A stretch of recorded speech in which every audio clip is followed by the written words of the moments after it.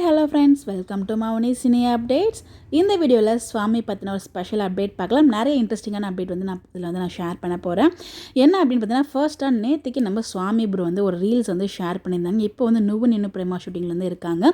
அங்கேருந்து அந்த reels share பண்ணியிருந்தாங்க. அதில் ஒயிட் காஸ்டியூமோட ரொம்ப ரொம்ப அழகாக இருந்தாங்க. எக்ஸ்பிரஷன்லேருந்து எல்லாமே வந்து அவரை பற்றி சொல்ல தேவையில்ல, அவ்வளோ அழகாக இருந்துச்சு. அந்த ரீல்ஸ் வந்து ஒரு சில பிக்ஸ் மட்டும் உங்களுக்காக இங்கே நான் ஷேர் பண்ணியிருக்கேன். அந்த சிரிப்பை பார்க்கும்போது அவ்வளோ அழகாக இருக்குல்ல.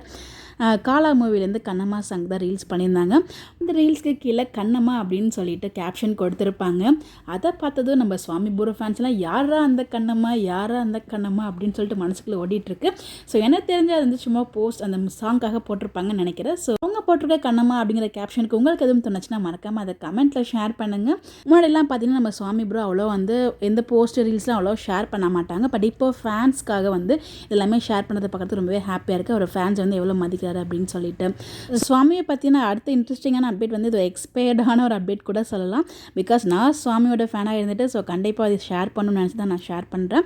நம்ம சுவாமி ப்ரோ மகாநதியில் கமிட் ஆகி 1 year வந்து ஆகுது. 250 எபிசோட் வந்து சீரியலில் என்ட்ரி கொடுத்து 250 எபிசோட்ஸும் வந்து கிராஸ் ஆகிருக்கு. ஸோ அதுக்கு நம்மளோட பெஸ்ட் விஷயத்தில் இன்னும் சக்ஸஸ்ஃபுல்லாக வந்து நிறைய லெவலில் ரீச் ஆகணும் அப்படின்னு சொல்லிட்டு நம்ம வந்து கண்டிப்பாக வந்து விஷஸ் தெரிவிச்சுக்கலாம்.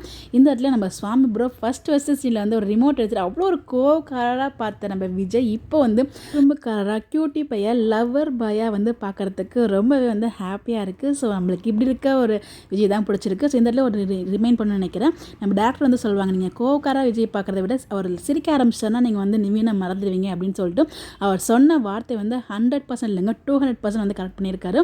உண்மையிலே இப்போலாம் வந்து நம்ம விஜயோட ஆக்டிங் டே பை டே அவரோட ஒவ்வொரு ஸ்டைல் ஆஃப் ஆக்டிங்கும் ரொம்ப சூப்பராக இருக்குது. அவரோட கண்ணில் இருக்க எக்ஸ்பிரஷனாக இருக்கட்டும், அவரோட ஆக்டிங் எல்லாமே ரொம்ப டிஃப்ரெண்ட்டாக ரொம்ப அழகாக வந்து நடிச்சிட்ருக்காரு. நடிப்புலையும் பேச்சிலையுமே வந்து நம்மளை வந்து அப்படியே கவர்ந்துட்டாருன்னு தான் சொல்லுவோம். உண்மையிலே ஆரம்பத்தில் நிவின் காவேரி ஃபேன் தான் நானும். பட் எப்போ விஜய் என்ட்ரி கொடுத்தாரோ, ஏன்னா எனக்கு விஜய் ரொம்ப ரொம்ப பிடிக்கும் அப்படின்னால விஜய் நான் வந்து அக்செப்ட் பண்ண ஆரம்பிச்சிட்டேன். பட் ஆனால் இப்போ வந்து நிவின் காவேரி ஃபேனாக இருக்க நிறைய பேருக்கு வந்து இப்போ விஜய் காவேரி வந்து மாறிட்டாங்க. அதுக்கு காரணம் அவரோட ஆக்டிங் கூட நம்ம எக்ஸ்பெஷலாக சொல்லியே ஆகணும்.